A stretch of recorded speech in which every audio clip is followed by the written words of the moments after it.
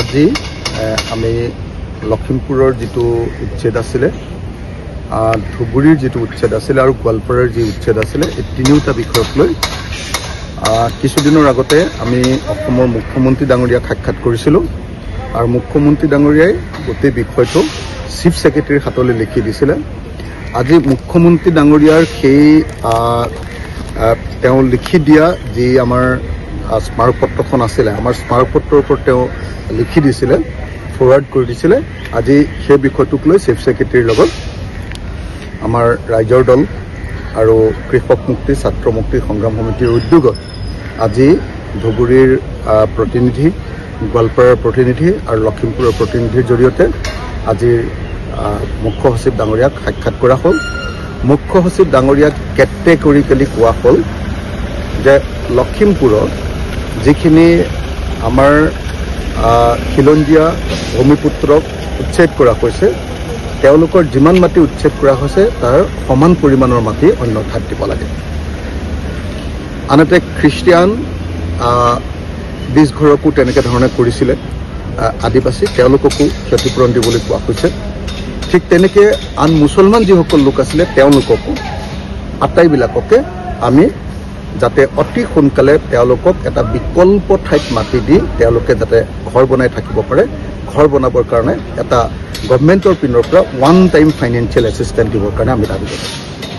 দ্বিতীয়তে গোৱালপাৰাৰ ক্ষেত্ৰত আমাৰ ইতিমধ্যে পাইকান নামৰ অঞ্চলটোত উচ্ছেদ কৰিছে য'ত এজন মানুহক গুলীয়াই হত্যা কৰা হৈছে আৰু আপোনাৰ এখন বিলত কি বুলি কয় হাছিলা বিলত উচ্ছেদ কৰা হৈছিলে।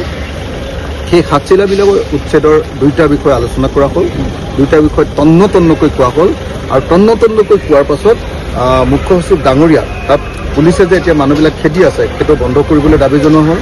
মুখ্য সচিবে লগে লগে সেইটোক ৰেছপন্স কৰিছে। দ্বিতীয়তে আমি কৈছোঁ যে অসমৰ মুখ্যমন্ত্ৰীয়ে কৈ আছিলে যে হাছিলা বিলৰ মানুহ আৰু পাইকানৰ মানুহ সেই মানুহখিনিক নতুন এটা ঠাই কি কয় এইটো ৰাক্ষসিনী পাহাৰত সংস্থাপিত কৰিব বুলি কৈছিলে।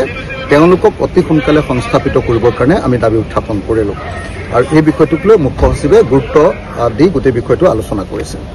তৃতীয়তে আপোনাৰ ধুবুৰীৰ আমি চাপৰ অঞ্চলত যিটো উচ্ছেদ হৈছিলে সেই উচ্ছেদৰ তিনিটা ধৰণৰ মাটি আছিলে। এটা হ'ল ম্যাদী পট্টাৰ মাটি। ম্যাদী পট্টাৰ মাটিত আমি যথোপযুক্ত 2013 চনৰ ভূমি ক্ষতিপূৰণ আইন অনুসৰি ক্ষতিপূৰণ দিবলৈ দাবী উত্থাপন কৰিছোঁ। এলটমেণ্ট যিবিলাকক দিয়া হৈছিলে সেই এলটমেণ্ট দিয়া পৰিয়ালবিলাকক প্ৰপাৰ ৰিহেবিলিটেশ্যন কৰিবৰ কাৰণে আমি দাবী উত্থাপন কৰিছোঁ আৰু বাকী যিমানখিনি মানুহ আছে গোটেইখিনি মানুহৰ কাৰণে মানে এনক্ৰোচাৰ্ছ এলটিজ এণ্ড ম্যাদী পট্টা হোল্ডাৰ গোটেইবিলাকৰ কাৰণে 500 বিঘাজৰ য'ত উচ্ছেদ হৈছে তাতেই 500 বিঘাজৰ এটা প্লট আমি বিচাৰিছোঁ য'ত 4000 বিঘা মানুহ উচ্ছেদ কৰিছে লাগে 3500 বিঘা। গতিকে সেই 500 বিঘা আমাক দি তাতে সকলো মানুহকে সংস্থাপিত কৰিবৰ কাৰণে এটা অল্টাৰনেটিভ জাগা বিচাৰিছোঁ। তাৰ লগত কিছু ক্ষতিপূৰণৰ ব্যৱস্থা কৰা হৈছে কৰিবৰ কাৰণে কোৱা হৈছে আৰু অসমৰ মুখ্য সচিব ডাঙৰীয়াই অসমৰ মুখ্যমন্ত্ৰীৰ লগত কথা পাতি অচিৰে এই বিষয়টোত সিদ্ধান্ত ল'ব বুলি আজি আমাক জানিবলৈ দিছে।